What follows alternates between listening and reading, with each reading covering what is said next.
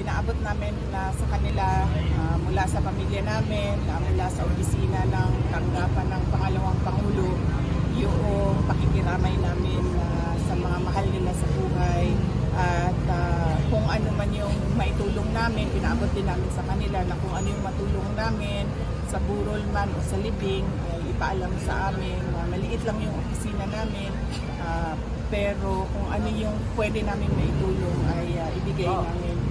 At syempre, pinaalalahanan ko din sa kanila, sa pamilya, na yun nga, baka yung mga anak nila or mga apo nila nakaramdam ng takot or nakaramdam ng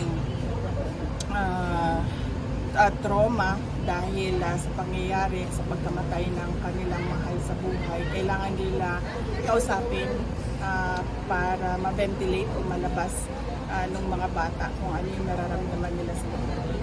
Kanina doon sa Mati City, nagbigay po tayo ng tulong, nagbigay tayo ng cash assistance, tapos sinulungan po natin sila na matransport yung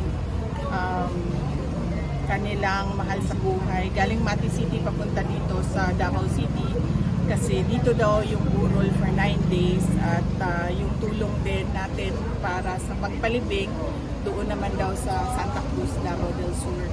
Dito naman nagbigay lang tayo ng cash assistance o abuloy doon sa namatay.